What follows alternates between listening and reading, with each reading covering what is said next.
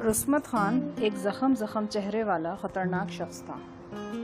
وہ بولا، یار تم پھر طوطے کا مافک رٹ لگاتا ہے۔ جب ملک عیسیٰ نے بات ختم کر دیا تو بس پھر ختم ہے، تم یہیں رہے گا۔ اب اگر تم جائے گا تو ہم سب کو ناراض کر کے جائے گا۔ پاشا نے کہا، دیکھو رسمت، صرف ہماری وجہ سے یہاں 4 آدمیوں کا جان چلا گیا، ہم یہاں اور دنگا فساد نہیں چاہتا۔ رسمت تنک کر بولا، 4 کیا 400 آدمی کا بھی جان چلا جائے تو تم یہیں رہے گا، یہی ملک عیسیٰ کا حکم ہے۔ اور تم خود کو ہم سے جدا کیوں سمجھتا ہے؟ ہم سب ایک ہے، ایک ہی لیڈر کا لیڈر ہی مانتا ہے ہم سب۔ بس اب ہم کو کچھ نہیں سننا۔ پاشا کا ایک ساتھی اپنی بھاری بھرکم ٹھہری ہوئی آواز میں بولا، خان صاحب آپ بالکل ٹھیک کہتا ہے، ہم آپ کے جذبے کا قدر کرتا ہے، لیکن اگر آپ آپس میں لڑے گا تو یہ ہمارا ہی نقصان ہے۔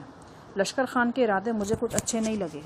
جب تک ہم یہاں ہیں وہ بس گھورتا رہے گا۔ مجھے تو ڈر ہے وہ اپنے بندوں کا انتقام لینے کے لیے کوئی اوچی حرکت نہ کر بیٹھے۔ سور کا بال ہے اس کی آنکھ میں۔ کچھ نہیں ہوگا۔ رسمت خان نامی شخص نے اپنا پنجہ اٹھایا۔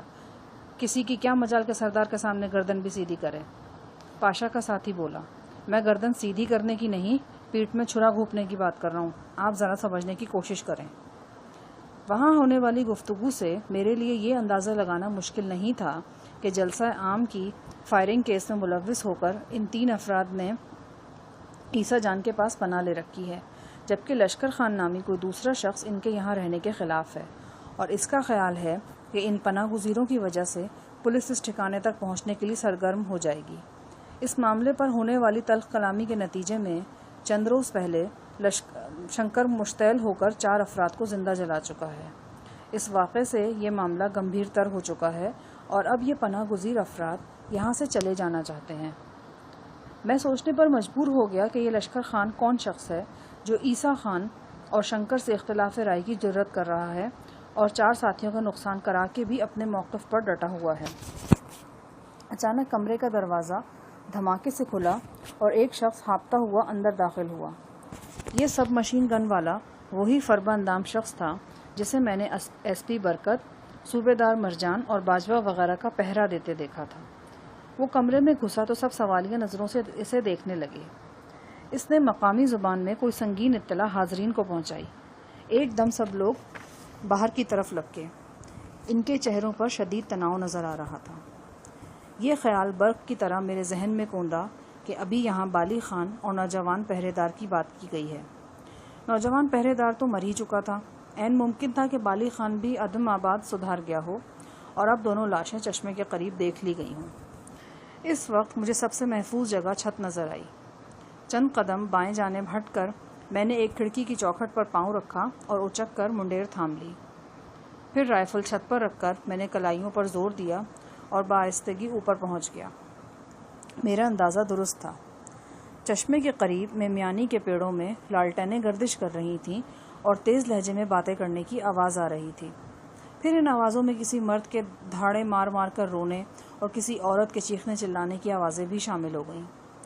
چاند ماری کے احاطے میں چند افراد کی ایک ٹولی جھگڑنے والے انداز میں زور زور سے بول رہی تھی۔ یکا یک مجھے صورتحال کی سنگینی کا احساس ہوا۔ حالات نے بالکل غیر متوقع کروٹ لے لی تھی۔ نوجوان پہرے داروں اور بالی خان کی موت کو لشکر خان والے جھگڑے سے نتھی کر دیا گیا تھا۔ یوں لگا جیسے ان دور افتادہ پرسکون ٹیلوں میں اچانک ہی کوئی آتش فشاں پھٹ پڑا ہے۔ خوابدیدہ رات شور محشر کے ساتھ جاگی اور ہر طرف کوہرام مچ گیا۔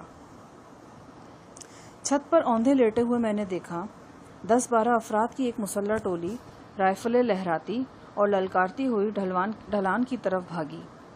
ان کے پیچھے 3-4 کی ٹولیوں میں کئی اور افراد دوڑے۔ ڈھلان پر بھی پتھریلے کوٹھوں کی 2 قطاریں موجود تھیں، تاہم وہاں مکمل تاریکی تھی اور لگتا تھا کہ مکین سوئے ہوئے ہیں۔ جو ہی مشتعل افراد ان کوٹھوں تک پہنچے، اچانک فائرنگ شروع ہو گئی۔ دھماکوں سے نشیب و فراز لرز اٹھے اور ہر طرف چنگاریاں سی چھوٹنے لگیں۔ فائرنگ کے ساتھ چیختے دھاڑتے نعرے بھی سنائی دے رہے تھے اور ان کی شدت میں ہر لحظہ اضافہ ہو رہا تھا۔ اچانک ہی ایک پرشور دھماکے کے ساتھ در و دیوار دہل گئے۔